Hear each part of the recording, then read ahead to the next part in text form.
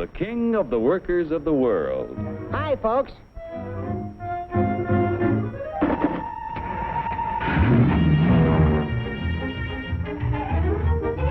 Joe's the king because he can buy more with his wages than any other worker on the globe.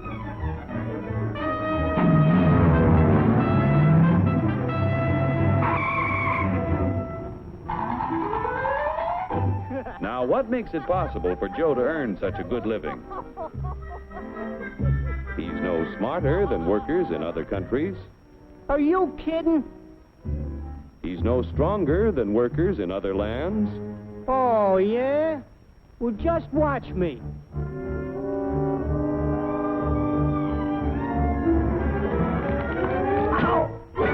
Just because Joe's an American doesn't mean... Yeah?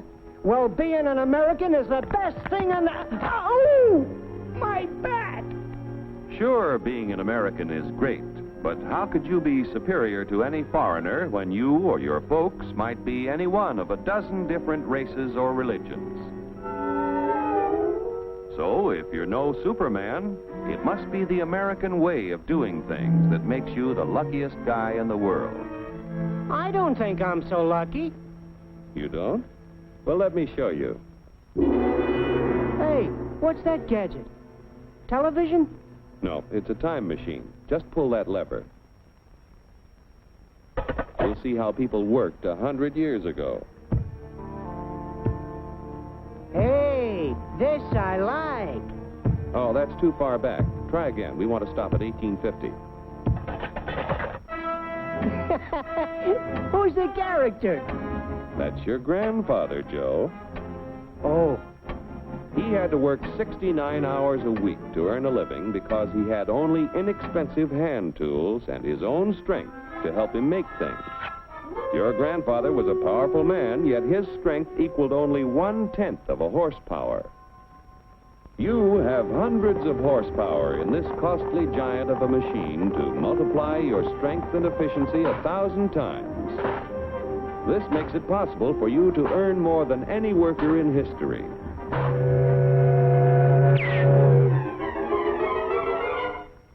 And still have leisure time each day to enjoy life. So I'm lucky. But what about the rich guy who does nothing while I do the work? True, there are rich people who contribute nothing. And there are poor people who contribute the same. But most of the invested capital that buys the tools you use comes from your fellow Americans. 40 million of us have money in the banks. 70 million of us own insurance policies.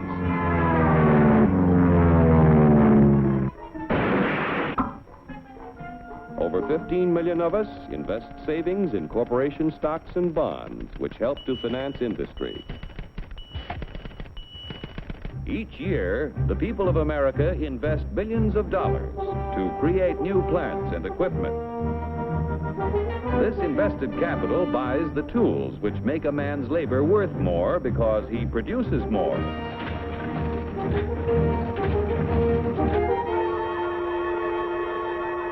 In China, for example, where there is practically no capital available for investment in plants or tools, a man's labor is not worth very much.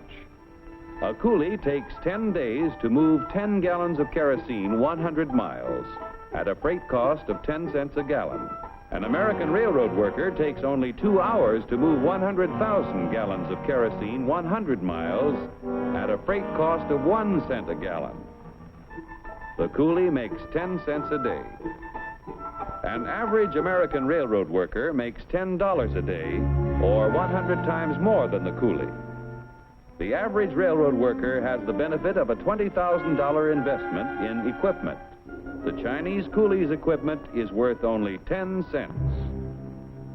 With constant improvement in expensive tools and the skill to use them, the value of any man's labor can be multiplied many times. Naturally, the people in this country who invest their savings with industry expect dividends. No dividends, no investments. Without new capital each year to finance new plants, tools, and equipment, labor and management would soon find themselves in pretty bad shape. Yeah, without capital to buy new tools, I might not do so good.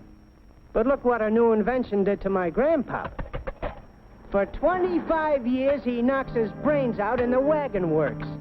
Then along comes the gas button. Need I tell you what happened to Grandpop?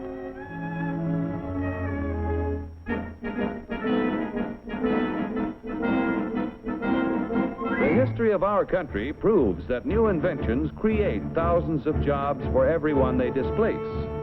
So it wasn't long before your grandfather had a better job, at more pay for less work. Our industrial progress is largely the result of the competitive struggle between companies to capture the market to increase profits. Huge sums are spent each year to make a better product to sell for less. Yet, regardless of how much money is spent to develop a new idea, there is often failure. When research proves successful, everyone shares in the accomplishment. The business which fails to give the consumer as much value as a competitor gives often goes bankrupt. However, on a national scale, competition gives the greatest good to the greatest number by continually producing more and better goods at lower prices.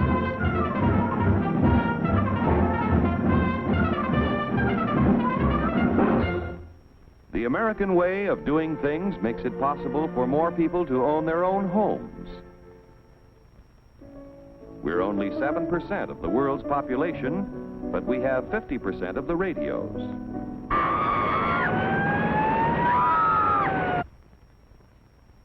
We have 54% of the world's telephones.